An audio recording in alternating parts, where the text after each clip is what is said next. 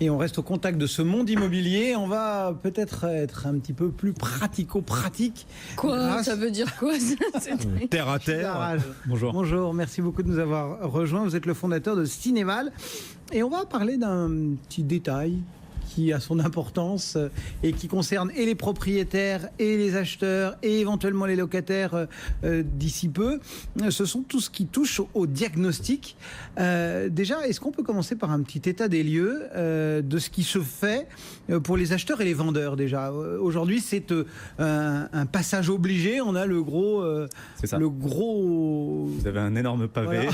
avec toute une série de diagnostics. Ça, c'est déjà le cas dans le cadre de la vente. En l'occurrence, là, la disposition qui va se mettre en place concerne les diagnostics gaz et électricité. Ils sont déjà obligatoires en matière de vente depuis 2007 et 2009. Et la particularité, c'est que le législateur a estimé qu'il n'y avait pas de raison de mieux informer les acheteurs que les locataires. Et donc, il transpose cette disposition pour les locataires à partir du 1er juillet. Donc, tous les baux signés à partir du 1er juillet.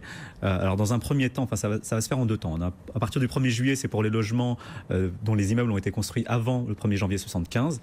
Et ensuite, à partir du 1er janvier 2018, ça concerne toutes les maisons et tous les appartements. Et vous devez forcément annexer au bail un diagnostic gaz et un diagnostic électricité. Quel est l'intérêt de la chose ? En fait, vous avez des anomalies gaz et électricité au niveau des appartements. On ne se rend pas forcément compte, mais vous avez une étude qui a été réalisée récemment. On se rend compte que sur les appartements, vous avez 78% des appartements où vous avez au moins une anomalie sur le système de gaz. Et sur l'électricité, c'est 87%. Alors, toutes ces anomalies ne génèrent pas un risque.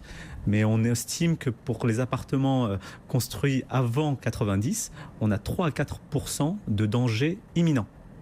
Donc ça veut dire qu'il faut impérativement que les personnes sortent de ces appartements parce qu'elles encourent un risque pour leur vie. Oh là là. Donc c'est pas négligeable. Au moment où on entre dans les lieux satisfait d'avoir trouvé un appartement qui nous convient pour le louer, on a le tableau effacer les sourires. C'est ça, exactement. Et alors pour vous donner des chiffres en termes de, on n'est pas non plus sur des masses très très importantes, mais on a quand même 5000 personnes qui sont intoxiquées au gaz chaque année, et on a une centaine de morts.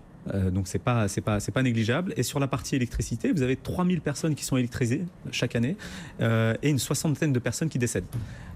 Et ça concerne malheureusement très souvent des enfants en bas âge. Vous avez à peu près un quart de ces décès qui concernent des enfants de moins de 5 ans. Donc c'est une disposition qui est vraiment d'ordre public pour le coup. L'objectif, c'est de mieux informer les locataires lorsqu'ils prennent possession d'un bien et si jamais il y a un risque, que le bailleur prenne cette disposition. Donc ce gaz et cette électricité, c'était déjà le cas quand on vendait un appartement. Maintenant, ce sera le cas quand on le loue, aux côtés de l'amiante, des termites. Alors en fait, vous avez 5 diagnostics à aujourd'hui qui étaient obligatoires dans le cadre d'une location en fonction de l'âge des appartements. Vous avez notamment la surface habitable qui était forcément communiquée. Oui, bon, ça c'est la loi Carrez. C'est ça. Vous avez le DPE donc sur la performance énergétique. Vous avez les risques environnementaux. On avait également potentiellement le plomb pour les immeubles à plomb ancien. Ouais. Vous aviez l'amiante également. Et donc là, on va rajouter un 7e diagnostic, qui sont le gaz et l'électricité. Et il ne faut pas oublier de les intégrer, puisque pour le coup, ça pourrait frapper le bail de nullité. Bon. Mais ça veut dire quoi ? Ça veut dire que concrètement, le propriétaire prend enfin la mesure du truc et s'il y a un souci, c'est lui qui prend à sa charge les éventuels travaux, les remises aux normes. Ah bah c'est de sa responsabilité de proposer. Et ça l'était pas avant en fait. Moi, c'est la question que je me pose, c'est qu'on l'oblige aujourd'hui parce que quoi ? Parce que ça l'était pas avant et que c'était le locataire qui se retrouvait avec ce type de. Non, en fait, la responsabilité incombait toujours au bailleur. La seule chose, c'est que le locataire n'avait pas forcément l'information comme quoi l'appartement était impropre en fait à l'occupation. Ouais. Exactement. Donc là, maintenant, les locataires seront informés. Ouais. C'est pas donné de se refaire un tableau électrique. Ça a quand même un coût, tous ces diagnostics. Généralement, il faut compter une centaine d'euros pour un diagnostic. Là, c'est à la charge du bailleur, donc c'est le propriétaire qui assumera l'intégralité des diagnostics. Après, une précision, si jamais le bailleur a réalisé des travaux d'importance au cours des 15 dernières années, qu'il a refait l'intégralité, par exemple, du réseau de gaz ou du réseau d'électricité, il est dispensé de diagnostic. Donc si l'installation date de moins de 15 ans. Ah oui, d'accord, ok. Ce qui équivaut finalement à donner un diagnostic. C'est à peu près ça.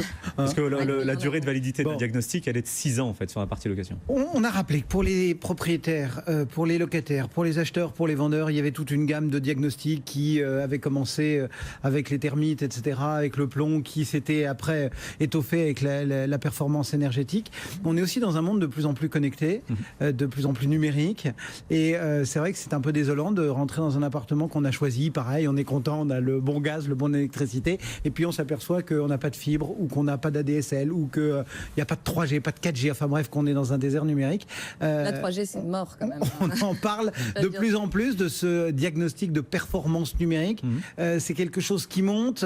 Certains agents le encouragent dès aujourd'hui les propriétaires à le faire comme une espèce de cerise sur le gâteau pour séduire les locataires, etc. Ça peut devenir obligatoire. Alors c'est ce que prévoit la loi de transition énergétique. C'est-à-dire que vous avez le carnet numérique du logement qui est en train de se mettre en place. Alors c'est un projet qui est vraiment à très long terme parce que pour le coup c'est un projet lourd et qui concerne quasiment tous les logements. Ce qu'il faut voir, c'est que on l'appelle un peu la carte vitale du logement. L'idée, c'est d'avoir toutes les informations concernant le logement sur un même support numérique. Donc on a déjà une obligation qui a été mise en place à partir du 1er janvier 2017.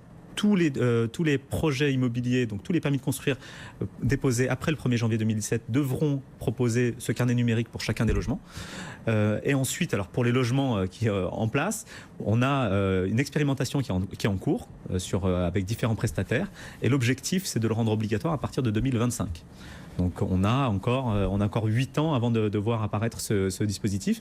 Mais c'est vrai que c'est dommage aussi parce que ça peut permettre de valoriser aussi des biens immobiliers. C'est ce que disent certains professionnels Complètement. qui disent si vous le faites, sur le papier, vous donnez de la valeur à votre... C'est ça. Sur le papier, je pense que ça va avoir un impact sensible sur le prix au mètre carré des biens. Maintenant, il faut voir si tous les professionnels jouent le jeu, si la qualité de l'information est bonne et si pour le coup, on est en open source avec une transmission de l'information qui est fluide. Tout ça, ça concerne vous et moi. Dans le cadre des copropriétés, ça rajoute de la difficulté, ça rajoute des frais, ça rajoute des soucis. Comment est-ce que ça s'intègre aujourd'hui dans la vie finalement d'un immeuble, d'un propriétaire, d'un locataire ? Pour le coup, ça n'impactera pas la copropriété en elle-même. On est vraiment sur la relation entre le bailleur et le locataire sur la partie diagnostic. En revanche, sur la partie carnet numérique, c'est sûr que le syndic va jouer un rôle majeur parce qu'il a toute une série d'informations que lui seul possède et qui seront de nature à pouvoir alimenter justement ce carnet numérique. Et là-dessus, il y a toute une réflexion qui est en cours avec les chambres syndicales. Et l'objectif, c'est de trouver la bonne organisation pour faire en sorte que l'information qui soit ensuite communiquée et aux locataires et aux propriétaires soit de qualité.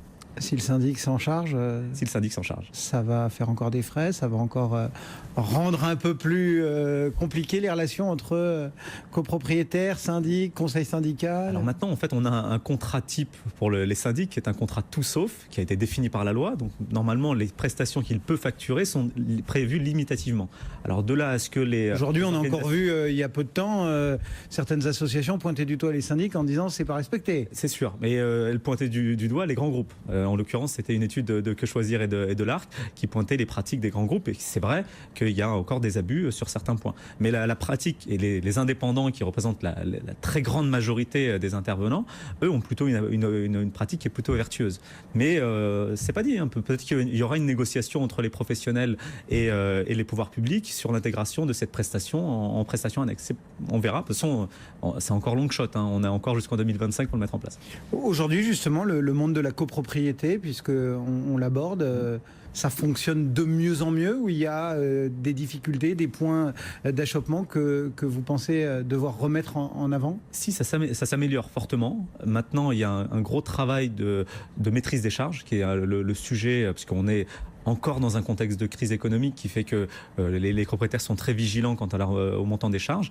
Et c'est un sujet qui est, notamment vous avez eu une étude qui est parue la semaine dernière, qui a été diffusée par l'ARC, qui mettait en avant le fait qu'il y avait une hausse des charges de l'ordre de 4% encore en 2016, qui a été démentie par une étude de la FNAIM du Grand Paris, qui est une organisation professionnelle hier, qui estime, elle, que les charges sont plutôt restées stables. Oui, enfin, il y a des petites subtilités quand même. Voilà, c'est ça. Vous avez subtilité de calcul qui fait que bon, j'aurais plutôt tendance à croire l'étude de l'ARC. On verra parce qu'on recevra le président de la FNIM du Grand Paris dans pas très longtemps, donc il nous en parlera. Exactement. Mais c'est vrai que ça devient un sujet important et surtout le rôle du syndic sur la question de l'optimisation des charges devient central et il y a des pertes de mandats qui se font sur ce seul sujet. Merci beaucoup pour ce regard sur les diagnostics et puis cette petite dérive sur les copropriétés puisqu'on parlait de frais. Merci beaucoup d'être venu nous raconter tout ça. Rachid Larage pour Cinéval. Merci Marie également. À lundi. On se retrouve lundi. Bon week-end d'ici là dans le monde immobilier.